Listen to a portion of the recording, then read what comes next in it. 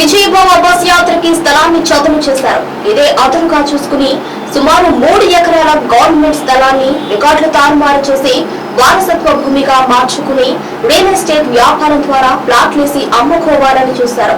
సొంత పార్టీ కౌన్సిలర్లు ఈ అన్యాయాన్ని అడ్డుకోవడానికి ప్రయత్నం చేశారు. ఈ స్థలం గురించి ఎమ్మెల్యే క్యాంప్ ఆఫీస్ లో కౌన్సిలర్లకు ఫోర్మెన్ కమిటీ మధ్య తీవ్ర వాగ్వాదం జరిగింది. ఆత్మకూరు పట్టణంలో దుర్మార్గులు ఎక్కువైనారు. అదేవిధంగా ఇక్కడ మన హైవే పక్కన దాదాపు సుమారు 10 కోట్ల స్థలం, గవర్నమెంట్ స్థలాన్ని ఆక్రమణకు గురవుతున్నాయి.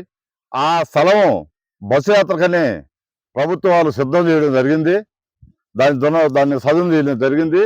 దాన్ని అసలుగా తీసుకొని భూ కబ్జాదారులు విలయతాండం చేస్తున్నారు. ఎక్కడ పెట్టి అక్రమాలు, ఎక్కడ పెట్టి అన్యాయాలు.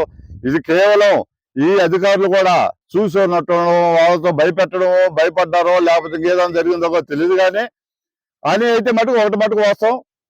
ఎమ్మెల్యే గారు, మన ఆత్మూరు ఎమ్మెల్యే గారి బంధువు, పిఏలు వాళ్ళ కనుసైగల్లో ఈ అక్రమాలు కానీ అన్యాయాలు కానీ జరుగుతున్నాయని ఊరంతా నానుడుగా ఉంది. ఆయన సుధాకర్ రెడ్డి గారు దగ్గర బంధువు. ఆయన కనుసైగల్లో ముఖ్యంగా ఆయనే దీని అందరికీ ఆజ్యం పోస్తున్నాడు. ఆయన నిర్ణయాలు మీరు దోచుకోండి, దున్నుకోండి, దాచిపెట్టుకోండి, నాకు తీయండి అనే విధంగా ఆయన అవడం చాలా దుర్మార్గం. ఎమ్మెల్యే గారు దీని మీద చర్యలు తీసుకుని ఏం జరుగుతుంది ఈ ఊర్లో, ఈ ఊరు ఎక్కడ పోతుంది, ఈ ఊరిని ఏం చేస్తున్నారు కూడా ఆలోచించకుండా నిమ్మకు నీరెత్తినట్టు, పట్టి పట్టినట్టు, తెలియనట్టు గమ్మడం దుర్మార్గం. కాబట్టి ఈ అక్రమాలలో ఆపేదానికి మేము సాయశక్తిలో కృషి చేస్తాం, అవసరమైతే పోరాటాలు చేస్తాం, ధర్నాలు చేస్తాం, దేనికైనా కూడా సిద్ధమని కూడా తెలియజేస్తున్నాం. ఈ బస్సు యాత్ర అయితే ఉందో దానికి ప్రభుత్వం ద్వారా చదువు చేయడం జరిగింది. దాదాపు దాని యాలు 3.5 ఎకరా అయితే దానిది హైవేకి ఆనుకొని ఉంది. టిట్కోకి హైవేకి టిట్కో మధ్యలో ఉంది. దాని విలువ సుమారు 10 కోట్లు. ఈ 10 కోట్లు చదువు చేసుకుని పట్టపగలుగా దోచుకుంటున్నారు. ఎవరు స్పందించిన పాపాన పడలేదు. ఎమ్మెల్యే గారు కానివ్వండి, ఎందుకంటే ఎమ్మెల్యే గారు స్పందించలేరు. వాళ్ళ పిఏలు, వాళ్ళ బంధువులు రాజ్యం వెళ్తున్నారు. మాకు సాడే ఎమ్మెల్యేగా సుధాకర్ రెడ్డి కొన్నారు. సుధాకర్ రెడ్డి ఏం చెబితే జరుగుతుంది.